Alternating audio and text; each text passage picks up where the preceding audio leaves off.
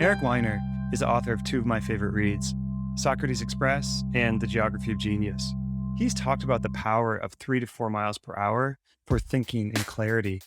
It has described how the world's best thinkers have often used strolls through streets or long walks on trails in order to clear their minds. Freud walked around the ringstrasse of Vienna every day at 2:30 p.m. and he came up with great ideas. Dickens walked through the streets of London when he was stuck on a plot device and he would come up with the answer.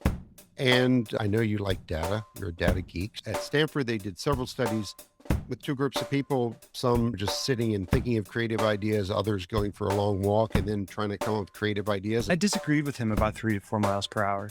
I said to him, no, 6 to 7 miles per hour is much more conducive to clear thought.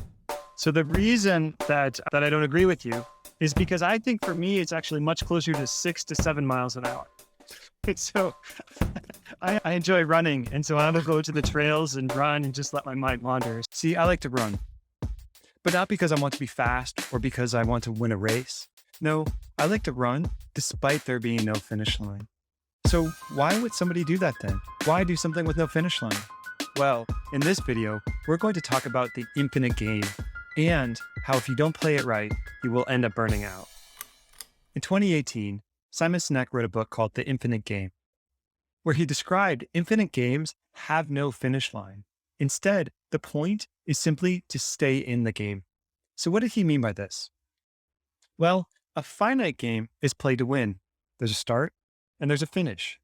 But infinite game has no start, it has no finish, and it is played for the sake of playing. Sinek describes where business is the archetype of an infinite game. Oftentimes, people will chase promotions or the next thing up their corporate ladder, but he argues that business should be played over the long term. Long time horizons change the game entirely. Here's an example. In the 1960s, a computer scientist at Stanford named Roy Amara told his colleagues that we often overestimate what technology can accomplish in the short term, but underestimate what technology can accomplish in the long term. So here, Roy was long-term thinking. He was playing the infinite game. A similar idea has been ascribed to Bill Gates, who says that we often overestimate what we can accomplish in the short term, but underestimate what we can accomplish in the long term. See, this is the infinite game thinking. This is long-term thinking. If we are doing something today, simply because we want to do it for today or tomorrow, we are not thinking of the long term. We are not thinking in a way that is going to set us up for success. See, the purpose of an infinite game is to have the mindset to enable players to continue playing, to make sure that all we do is just stay in the game. But beyond business, infinite games are everywhere. Science is another example. There's no winning and losing. There's no start and finish line. No, scientists need to stay in the game in order to continue making scientific discoveries.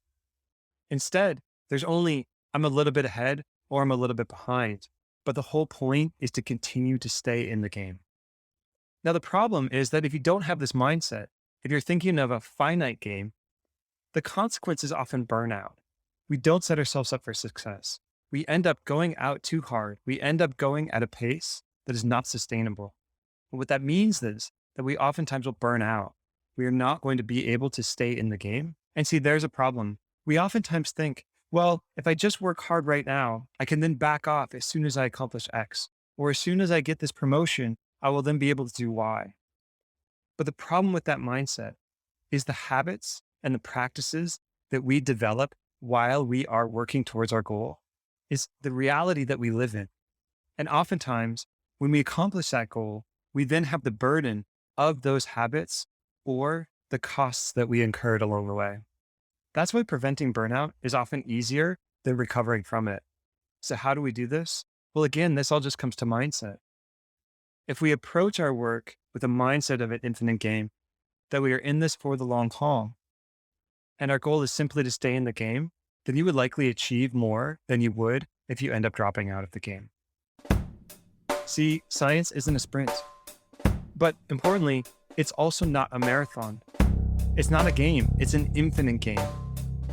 In science, just like in running, you have to choose a pace and a system and an approach that allow you to keep going. If you like this video, check out this other video about motivation and about skin in the game. This is the video that got me thinking about infinite games and pace setting and staying in it. Thanks for watching. We'll see you next time.